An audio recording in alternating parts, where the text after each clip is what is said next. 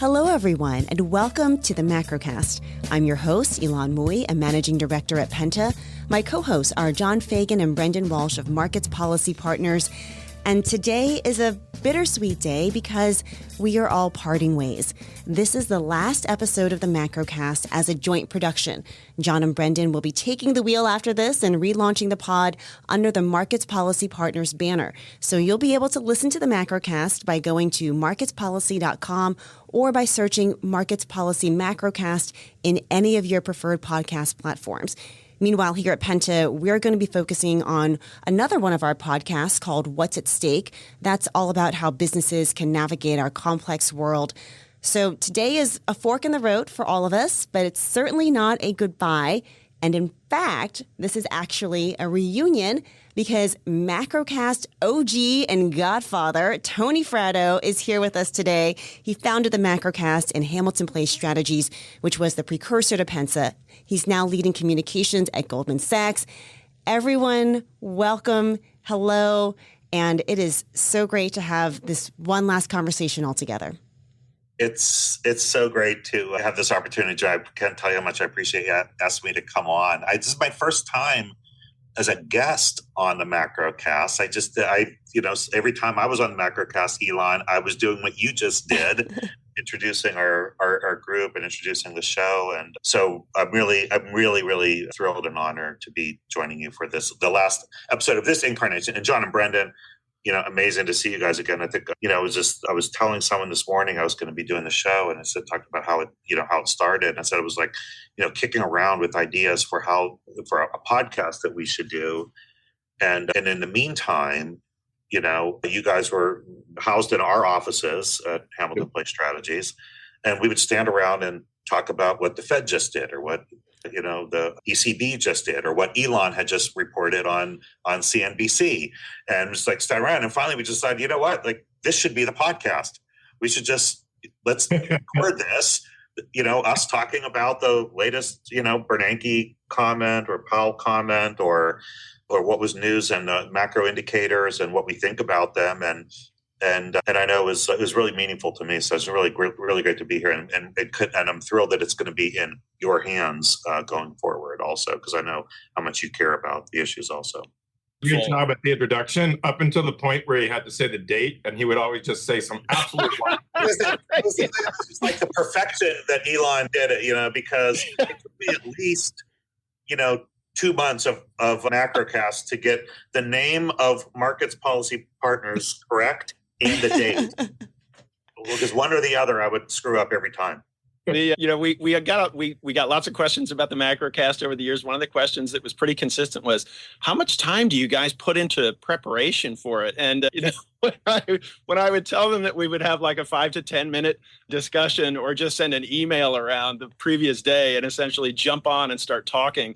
So I guess, that was maybe that's what it sounds like. But, no, it doesn't. I think generally people were surprised. And I think that goes back to what you were saying, Tony, essentially like the transition from water cooler discussion to podcast was so seamless. And we all have worked together so long on this, even through the changing hosts and so forth.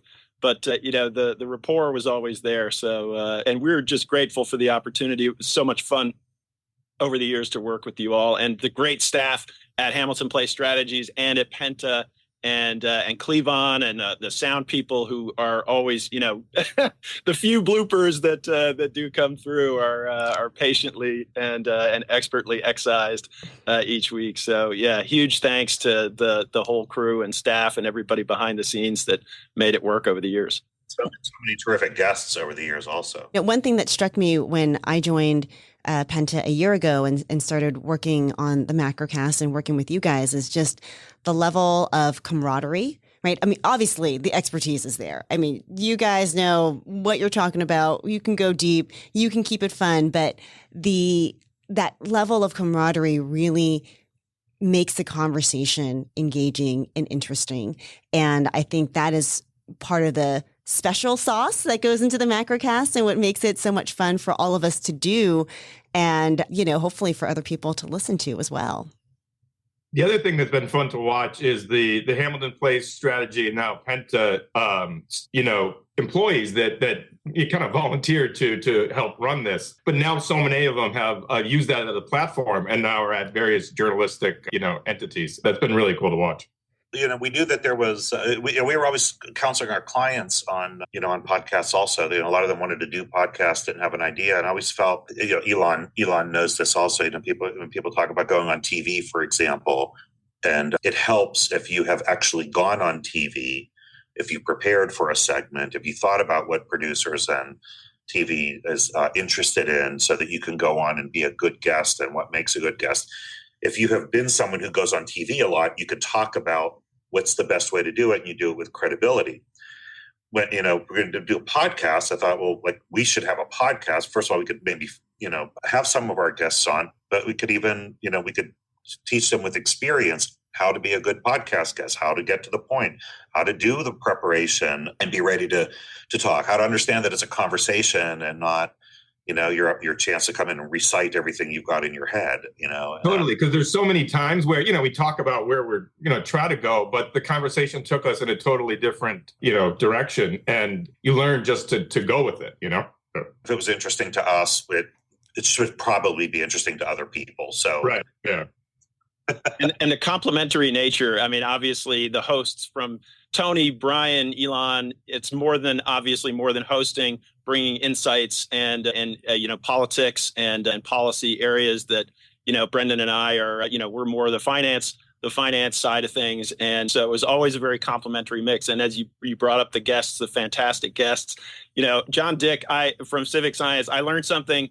Not just because I haven't I haven't done any shopping since I got together with my wife 20 years ago. And she's thankful for that, John. She's very thankful for that. Learning about shopping and brands and stuff.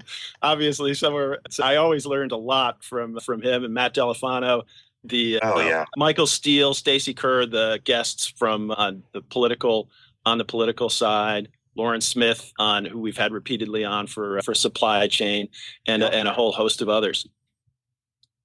Ylan, were you a guest before you became a? I don't think that I was. I don't think that I was. Shame. But you know what? One of the fun things has also been to be able to have some of my journalist friends, come on and share their insights and their thoughts. And I did not realize sort of the many years and the long history of the Macrocast when I started that, this started pre-pandemic and you guys kept the conversation going through, some really, really dark days.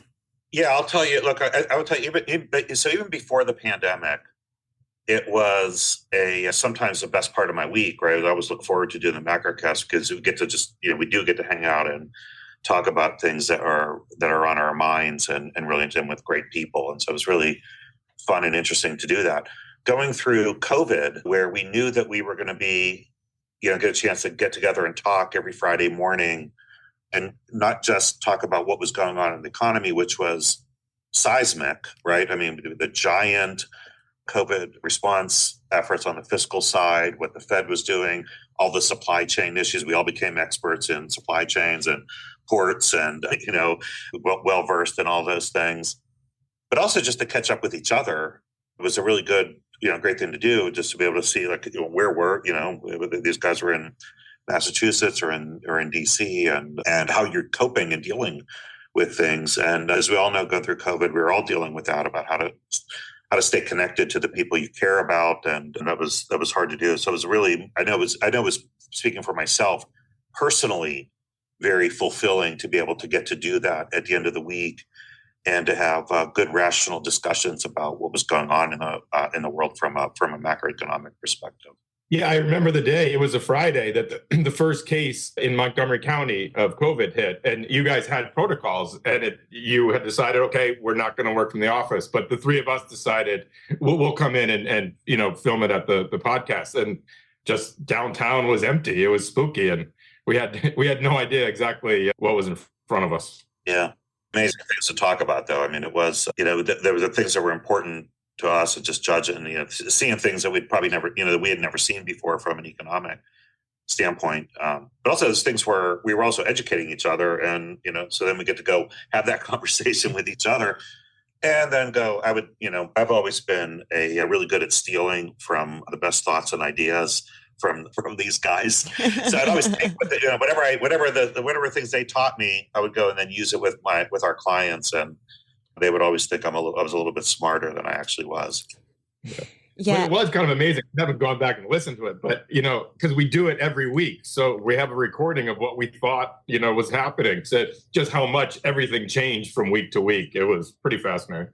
What's interesting is we'll get into some of the highlights of the Macrocast and the stats a little bit later in this episode, but the most downloaded episode was from September 4th, 2020, when at the time we thought that might be the end of unprecedented fiscal support.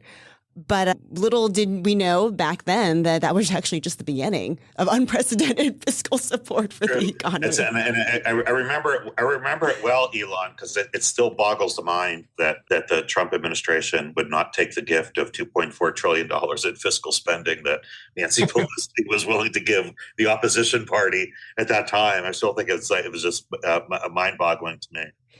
That period of time where I was a reporter still in 2020, but there was just the crushing amount of fiscal policy debates, political debate, legislation that was sort of wending its way through Congress.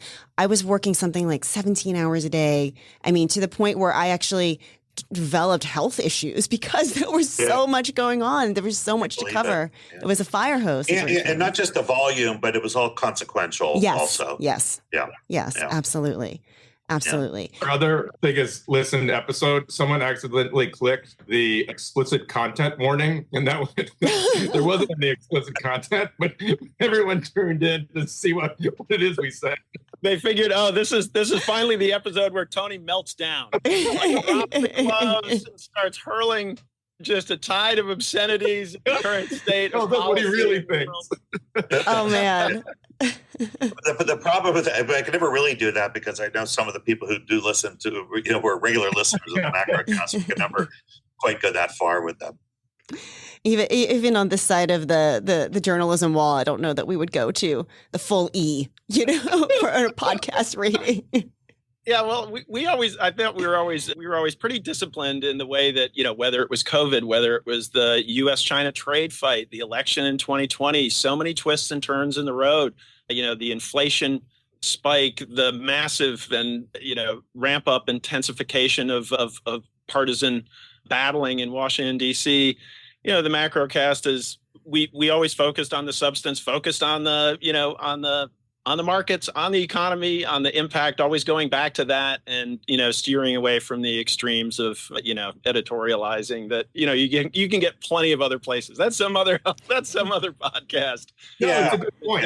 We all have our opinions about what should be happening, but that's not what this is about. What we want to focus is on, okay, if this is going to happen, what does that mean for both policy and for financial markets? That's right. And if you go back and you do go listen, I recommend everyone do this. Go back and listen to all the old. But if you go back and listen to it, you see, we do make lots of predictions. We're never afraid to have a fundamental view on what was coming. It's I always felt like that's what we're here to do. Like, say what you think is going to happen. You could bump into people on the street who will tell you on the one hand this, on the other hand that. But we should be willing to say what we think is going to happen and why, and it's okay to be wrong, and we're going to be wrong on a lot of this stuff. But the feedback I would get from people who were listeners, they always appreciated that. I appreciated that, they like the easy conversation we had with each other, and the insights and the different places we were coming from, we were bringing to that discussion. I'll say also and I would hear that from people who just really, really like to listen to. It was always nice to hear from people who said, hey, that thing you said,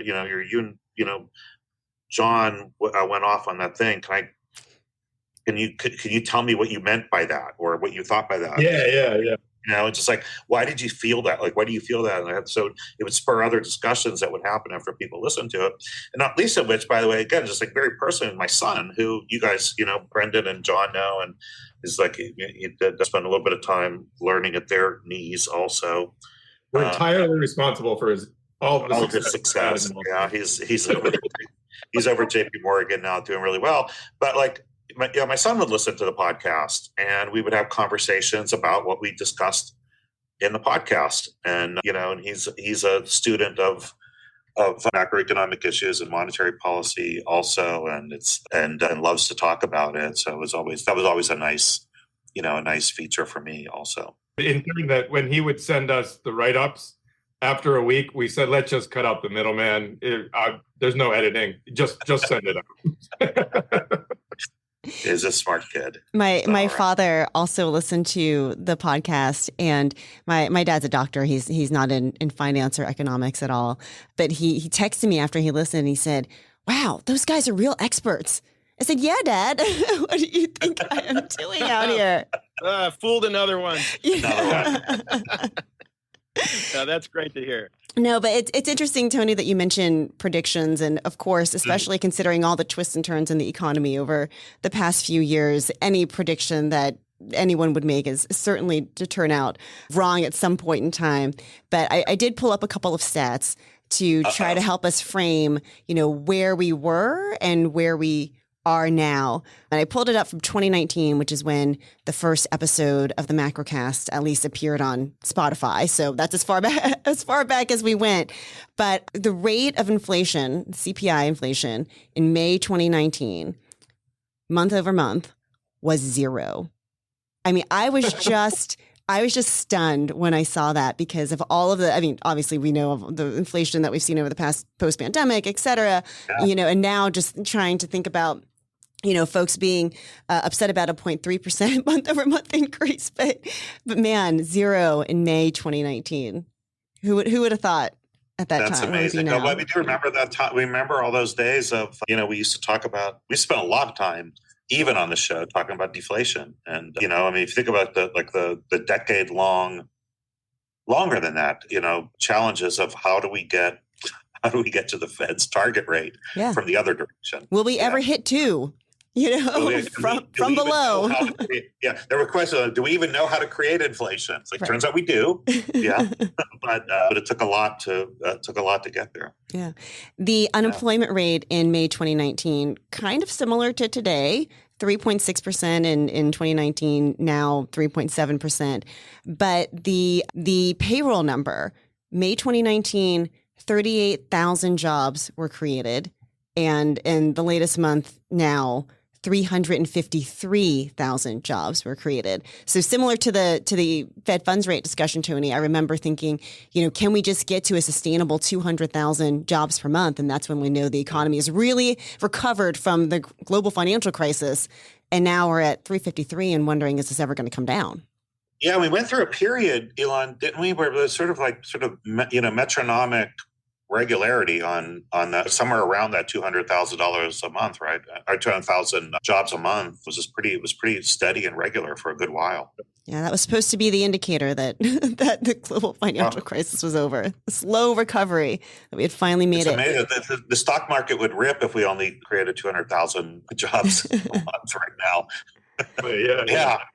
We're worried about too many now. Yeah, exactly. The opposite problem. Speaking of stocks, the S&P on May 17th, 2019 was 2,859. Now it's 4,981. Well, this is when I check, so don't hold me to these numbers. But we're talking about almost 5, right? People are talking about S&P 5,000. We're at S&P 5,000. We're above it, and and we're Dow. We should be eyeing up, Dow 40,000, right? Yeah, it's like right there, and it's amazing. Yeah, the Euro Stoxx 600, I think, is at a record as well. The Japanese Nikkei recaptured its late 80s peak. Yeah. We want to allude to our record. We're certainly not right about everything, but we've expressed a lot of skepticism about the situation in China over the years, and the difficulties of that legacy property overhang, plus the pressure from the U.S. trade policy, which we expected the Biden administration to carry on, and they did in a even more targeted and perhaps consequential way than how it started under the Trump administration. The Shanghai Composite is essentially flat over the time we've done the Macrocast. In fact, it may be a little bit down. Amazing. What about the dollar, John? The dollar is now it has been it's been riding pretty high. The dollar is off of its multi-year highs. Let me just pull up the chart so I'm not totally mischaracterizing it. But the idea of, the dollar has had a lot of, predictions of its demise and over various cycles. But, with the US economic outperformance over the last few years, not a big surprise that we hit really, generational highs for the dollar in the late 2022 era. And we've been, kind of sideways, but on a plateau. You look at the Japanese yen, it's 150. We did a Macrocast where I did a little tourist bit for the Japanese Tourism Bureau. Go to Japan, it's cheaper than ever. Especially now with our rate differential, you can put money in a money markets fund and get 5%. And where most of the rest of the world, it's still pretty low.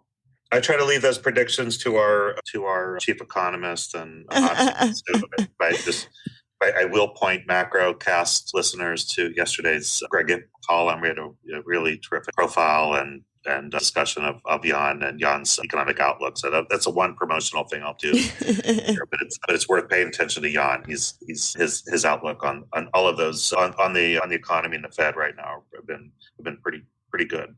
Jan was tops on our list of when he would come through town, and you always gained a lot of insights. Yeah, Tony, I think you said earlier, maybe it was even before we started recording, that the one person you can retweet now is Jan Hatzius, and that's really not a bad strategy for having. I have to say, I get to retweet him, and more importantly, I get to work with him, spend time with him. I'll tell you, he's not just a brilliant economist. He's a really, really wonderful person and great colleague and partner, and so I'm the luckiest guy that I get to work with him. Fantastic. Well, there have been a lot of good times on the Macrocast. I'm wondering if you guys have any favorite memories or favorite moments that you would like to share, either that happened during the recording or even in preparation for the recording. I always looked forward to our monthly calls with John Dick. Both because he's a great guy and fun, but the insights that civic science had were always fascinating and always provide a lot of insight because they're very forward-looking.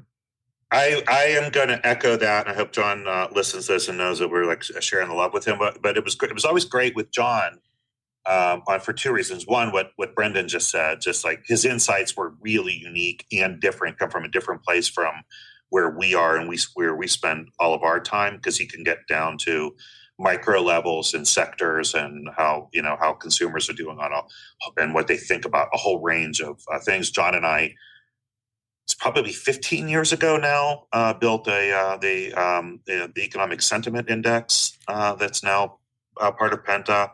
That was a partnership between us at HPS and Civic Science, and he and I actually go back as friends for a long time, back into the 90s.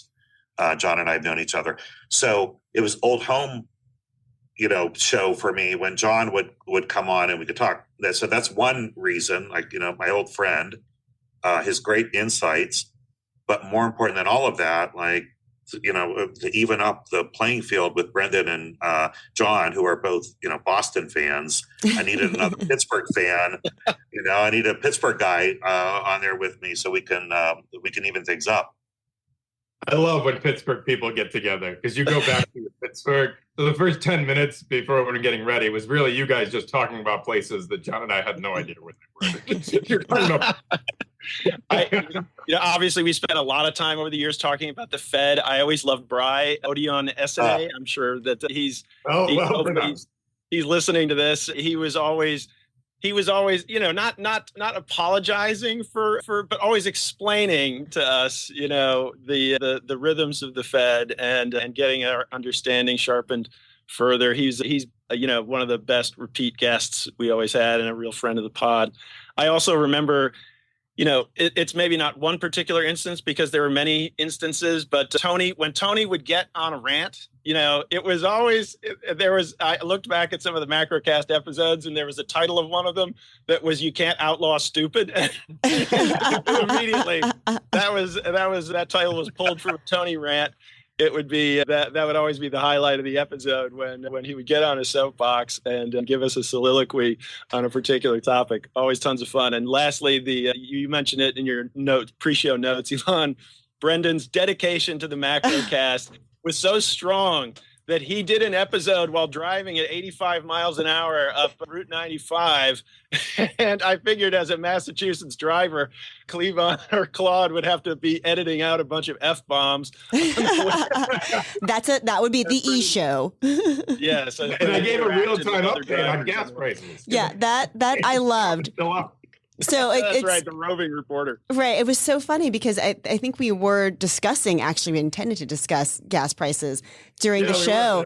But as Brendan was driving, he actually had to pull over and get gas during the middle of our taping. And so we could have him report right there on what the price of the pump was. Did you report the prices from the pump, Brendan? Yeah, I got out of my truck. I was out of gas. I didn't have any choice. Ylan goes, "Are you filling up gas?" Right now? And it's funny. I have to remember sometimes that I'm no longer in TV, and so folks can't see what I'm seeing, as we talk to each other over Zoom. And so we had to sort of describe it during the episode, which I thought was both very par for the course in terms of the Macrocast, but also, again, as you point out, John, shows the dedication and just how much fun we've had doing this over the years. Absolutely. And I can't fail to mention, I was looking, I don't want to speak for Brendan, but I was looking for, a relatively mild recession to be hitting at the end of last year, but a recession nonetheless. And then, being set straight by Ylan that, no recession can possibly exist simultaneously with the Eras Tour. It's just not gonna. Yes. So when Tony was the host, you guys would talk sports, and now that I've come on, there's many more Taylor Swift references. There's nothing wrong with that. Nothing wrong with that. You mentioned Bry. I just have to say, and definitely, I'm just gonna say, but Bry was a great guest and a great friend, and also I'm gonna say the best radio voice, right? Like the best podcast. Yes. That great Bry voice was just built for podcast, and so I loved having him on, hearing him as well. Yeah. Especially as a Liverpool fan, to be able to needle him about the woes of Chelsea. That's good. All right, so we talked about the predictions that you all have made, some of which came true, some of which did not come to pass over the years in the Macrocast. Any predictions for 2024? Now that we're 2 months in. Recession, no landing, crash landing. Tony, you may not be able to answer this one. Tony, I endorse Jan's prediction. Jan has it at a steady, 15%, which is he says is about like at any time it's you should think of it as around 15%, and so that's where he is, and I have no reason to disagree with Jan. Yeah, we've been looking for a slowdown, but we've been wrong. And, that in classic Wall Street fashion, that just makes me more stubborn about my call. I wasn't wrong. I was early. So, but I'm looking for a slowdown, but not a gentler slowdown than I'd expected. And but at the same time, we think that I think inflation is going to stay sticky, and the Fed is going to underwhelm the market. Even from here, I think that the odds are going to drift toward a July start to the rate cut cycle, despite the fact that that's in the thick of the campaign season, and we get into a time over the summer where the campaign it's very uncertain. Obviously, lots of a wide divergence between the potential outcomes, and it's a volatility inducing uncertainty, not dramatic, not market crashy, type issues, but something for the market to really, have a tough time to see, to get conviction on what the world is going to look like on the other side of that Tuesday in November. Yeah, and I think that the geopolitical pressures on the supply chain aren't going anywhere, and that's going to kind of keep seeping its way into the economy and especially on inflation. Not that it's going to spike, but it's going to kind of stay in this sticky, confusing area, which is going to make things hard for the Fed, especially as we then get into the election season where you don't want to be seen to be favoring one candidate or the other. Yeah, and on the election, you have to have a view, right? And so the polls are all over the place, and our baseline expectation does end up being a Biden second term, but the Democrats lose the Senate but retake the House. And honestly, that is I think a very market friendly outcome. Having a Biden second term with a divided Congress is not necessarily something that would be a huge uplift to market spirits, all else being equal, but is far from a worst case scenario, and I think would be something that the markets could easily digest and start and focus right back on fundamentals and obviously earnings, as we've seen this week, which can be extremely propulsive to risk sentiment, particularly from our friends at NVIDIA. Yeah. I think this AI thing seems like a fad. I would ignore it. Okay, well, so our listeners can find out whether or not AI will be a fad by listening to the Macrocast under the Markets Policy Partners banner. In the meantime, I do want to wrap our episode today with just sending out a whole host of thank yous to folks. So please bear with me. Obviously, Tony, thank you so much for coming back on and joining us as our host emeritus. Also want to thank Brian DeAngelis, Matt McDonald, and all the other partners at Penta who have participated in the Macrocast and who have hosted over the past few years. Thank you so much to Claude Jennings and Cleavon Davis, our amazing audio and sound engineering team. Also want to say thank you to the raft of Penta associates and directors who have helped make this podcast a reality every single week over the past few years. So I'll name a couple of them: Julia Desarega, Nicole Beckman, Will Newell, Lizzie Johnson, Brooke Van Horn, Emma Sunken, Ali Battelle, Bridget Rittman-Toon, Catherine Johnston, Jack Eichner, Carly Lerner, and of course, there are so many wonderful Penta alums that have moved on to other things. We appreciate all of the work they did on the Macrocast as well. Thank you to our regular guests. We've mentioned John Dick and Bri Odiana-Sene. And of course, thank you to all of our listeners for sticking with us through thick and through thin over the years. That does it for us at the Macrocast. Please follow Markets Policy Partners by going to their website at marketspolicy.com or by searching Markets Policy Macrocast in any of your preferred podcast platforms. You can also follow us at Penta on X at PentaGRP or on LinkedIn if you want to try out what's at stake. Thank you, everyone, for listening today and for every week over the past 5 years. We'll talk to you soon.